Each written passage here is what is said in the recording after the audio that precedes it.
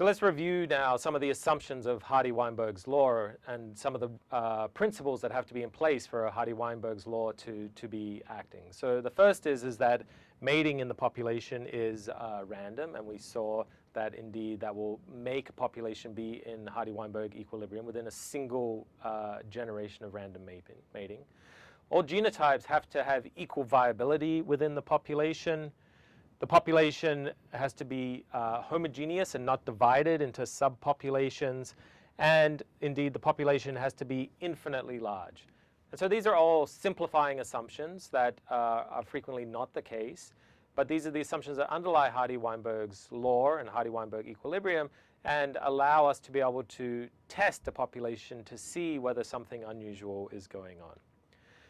And so there are some important implications of Hardy-Weinberg's law, as we saw in the example of the carrier testing for cystic fibrosis, is that allele frequencies that are present at low frequencies in the population, in those cases, homozygous individuals will occur with very rarely. For example, if you have an allele that's present at a frequency of 1 in 1,000, so we would say now in this case Q is equal to 0.001, in that case the homozygote for the little a allele occurs at a frequency of Q squared, which is equal to 0.000001, which is 1 in a million.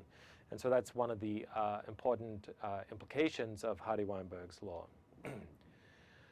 So as I said, Hardy-Weinberg's equilibrium requires random mating, and if in a population it is more likely that matings occur between relatives or phenotypically similar individuals, then this requirement of Hardy-Weinberg's law is violated.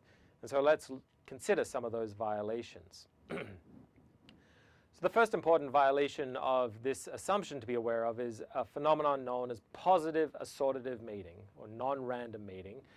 And this occurs when similar individuals, phenotypically similar individuals, tend to mate. So for example, if tall people tend to mate with tall people and short people tend to mate with shorter people, then that violates that underlying assumption, and mating is non-random in the population.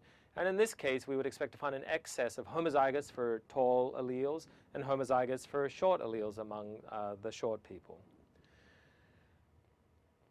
The inverse of this is negative assortative mating, or disassortative mating, which is when unlike individuals preferentially mate.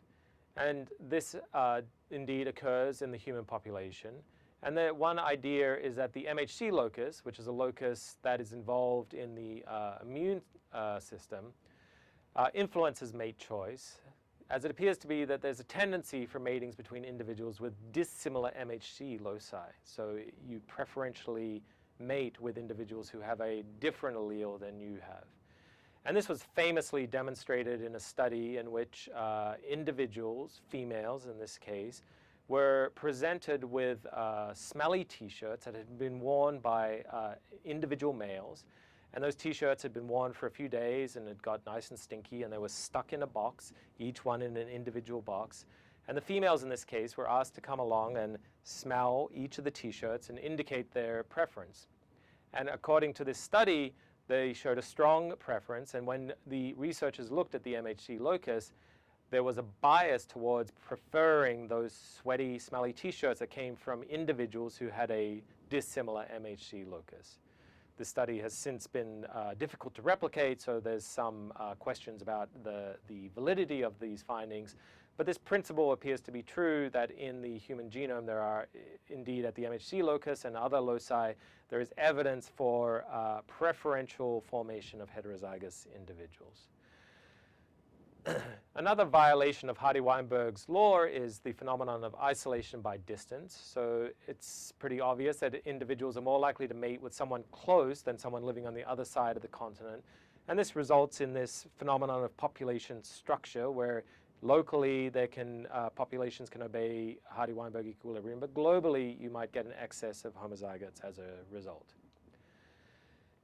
And another a related violation of Hardy-Weinberg equilibrium is that this phenomenon of marrying and mating within a population can result in the phenomenon of inbreeding, and inbred individuals are more likely to be homozygous than the progeny of non-inbred matings, and this is something that we're going to talk in depth about in the next lecture.